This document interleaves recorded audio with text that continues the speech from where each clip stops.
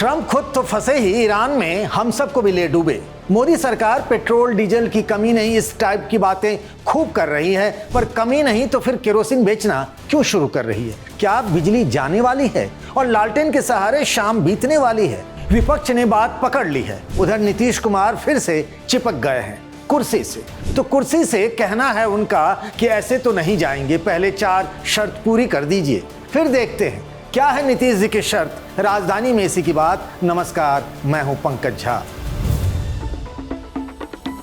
Brought to you by Goldy मसाले and रजनीगंधा। गोल्डी छोले मसाले, जहाँ जाए रिश्ते बनाए। गोल्डी लाए हैं फ्रेश लॉक टेक्नोलॉजी, जो रखे मसालों को हर समय फ्रेश। पानी, बिजली और तेल सब बर्बाद कर देंगे। डोनाल्ड ट्रंप ने आज ईरान को कुछ इसी लहजे में धमकाया। ट्रंप कहते कुछ हैं और करते कुछ। संभव है कि वो बड़ा हमला ईरान पर कर दे। पहले से ही स्ट्रेट ऑफ हॉर्मुज बंद होने से तेल की कीमतें आसमान छू रही हैं। गैस तेल की दुनिया भर में सप्लाई बिगड़ गई है। भारत पर बुरा असर पड़ा है। तमाम सरकारी दावों के बावजूद पेट्रोल पंप से लेकर गैस की दुकानों तक में लंबी कतारें। इस बीच सरकार का केरोसिन तेल पर लगे बैन को हटाने का फैसला बताता है कि आने वाले दिन आसान तो नहीं ही हैं। सरकार का फैसला देखिए। फैसला यह है कि अगले 2 महीनों तक यानी 60 दिनों तक 21 राज्यों के हर जिले में 2 पेट्रोल पंप पर केरोसिन तेल भी मिलेंगे।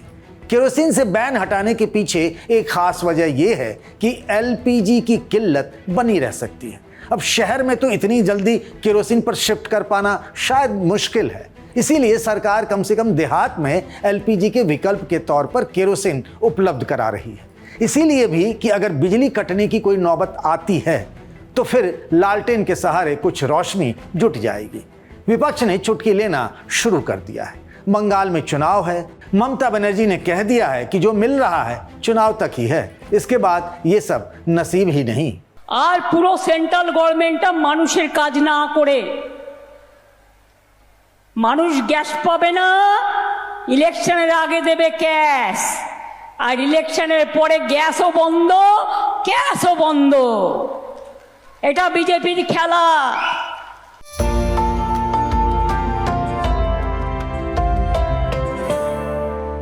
कांग्रेस इस मुद्दे को संसद में भी उठाना चाह रही है।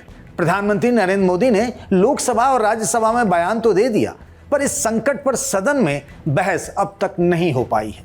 प्रियंका गांधी वाड्रा कह रही हैं कि सरकार स्थिति साफ करे। देश के लिए जो समस्याएं उठ रही हैं उनका समाधान तो चाहते हैं ना हम, इसलिए हम डिस्कशन मांग रहे हैं कि कोई चर्चा हो, हम भी अपनी सुझाव दें और हम समाधान ढूंढें। क्योंकि जैसे जैसे ये जंग आगे बढ़ती चलती जा रही है, संकट भी बढ़ रहे हैं। आज गैस का सिलेंडर इतना महंगा हो गया है, कोई खरीद नहीं पा रहा है। आगे क्या होगा? पेट्रोल, डीजल, तेल, ये सब इनमें कमी होगी। तो इसके लिए योजना क्या है सरकार की, थोड़ा बहुत बताया है। इसमें अच्छी तरह से चर्चा होनी चाहिए ताकि हम सब एक साथ होकर, एकजुट होकर कोई समाधान ढूंढ पाए। सरकार कह रही कि सप्लाई दुरुस्त की जा रही है, कोई किल्लत है ही नहीं। लेकिन जो नियम या बदलाव सरकार ने किया है उसका इशारा ये ज़रूर है कि चीज़ें चिंताजनक है। मिसाल के तौर पर एलपीजी की बुकिंग की मियाद को 25 दिन कर देना और ओटीपी को ज़रूरी बना देना। सरकार जानती है कि उसके सामने जंग और उससे जुड़ी चुनौतियों का पहाड़ है, पर उससे भी बड़ी चिंता उन 5 राज्यों में पड़ने वाले वोट हैं, जहां जंग की कीमत अगर वोट डालने से पहले लोगों ने चुकाई किसी भी तरह, तो फिर मोदी सरकार को बड़ी कीमत चुकानी पड़ेगी। जैसे सरकार कोरोना क्राइसिस से जैसे तैसे निकल गई थी, क्या इस बार भी वो चीजें अपने हक में कर लेगी या फिर कहानी इस बार कुछ उलझने वाली है? बताइएगा। नीतीश कुमार कब इस्तीफा देंगे? बिहार का अगला सीएम कौन होगा? मार्च महीने का सबसे बड़ा पॉलिटिकल सवाल यही रहा। मार्च खत्म होते होते 30 तारीख को नीतीश ने इस्तीफा आखिरकार दे ही दिया।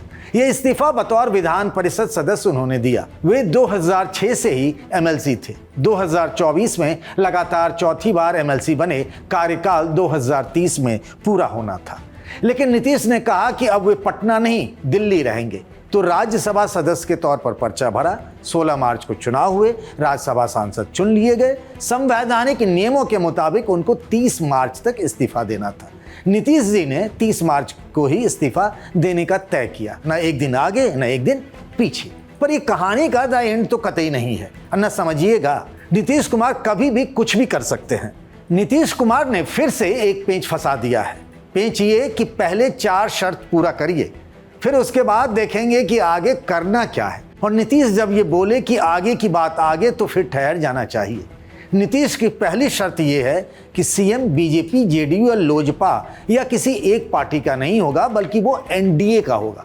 मतलब नए सीएम के नाम पर जब सबकी सहमति हो जाएगी तब वो इस्तीफा देंगे। इस्तीफा मतलब मुख्यमंत्री के पद से।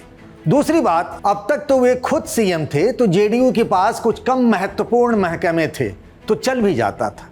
पर नीतीश अब मंत्रालयों का बंटवारा नए सिरे से और जेडीयू के पक्ष में काफी झुका हुआ चाहते हैं। तीसरी बात, गृह मंत्रालय नीतीश ने पहली बार इस बार बीजेपी को दिया था, क्योंकि सीएम का पद उनके पास था और बीजेपी सबसे बड़ी पार्टी बनकर उभरी थी। पर अब जब जेडीयू का सीएम नहीं होगा तो नीतीश कुमार होम मिनिस्ट्री पर भी दावा ठोकने लगे। इतना ही नहीं, सबसे अहम स्पीकर का पद, जो पार्टी की टूट में या फिर नई सरकार के गठन में इंपॉर्टेंट हो जाता है, नीतीश इस पर भी अपना ही आदमी चाहते हैं।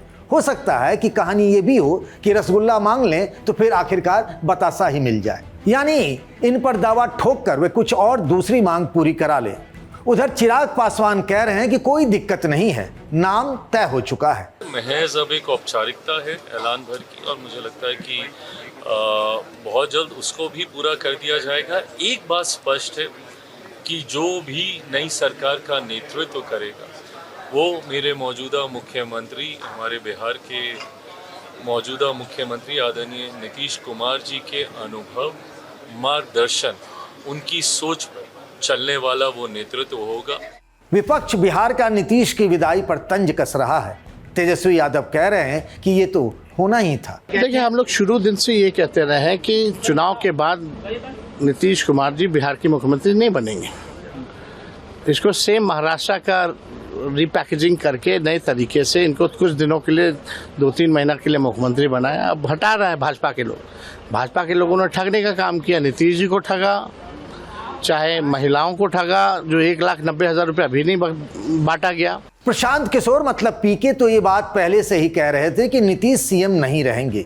अब उन्हें भी मौका मिल गया है ये कहने का कि जनादेश के साथ धोखा हुआ है। दबाव में क्या है, मानसिक और शारीरिक तौर पर जब स्वस्थ नहीं हैं तो मुख्यमंत्री जैसे पद को पर कितने समय तक बने रहेंगे। ये बात पहले से भी हम लोग कहते रहे, वही दिख रहा है। जब वो स्वस्थ ही नहीं है और खुद राज्यसभा जा रहे हैं तो ये बात तो पहले स्पेकुलेशन की थी, अब तो सामने दिख रहा है कि जब पद अभी छोड़ा नहीं है उन्होंने, लेकिन जब राज्यसभा जा रहे हैं तो स्वाभाविक है कि जो लोग यहाँ रहेंगे वही उनका प्रतिनिधित्व करेंगे।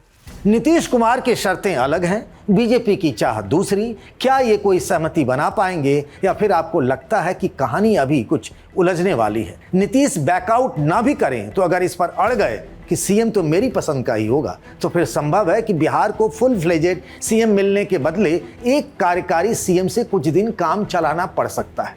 आपको नीतीश की शर्तें कितनी पूरी हुई दिखती हैं, बताइएगा कमेंट बॉक्स में। राजधानी में आज के लिए बस इतना ही। इस वीडियो को बनाया हमारे साथी शुभम तिवारी ने। बाकी की खबरों के लिए बने रहिए द लल्लन टॉप के साथ।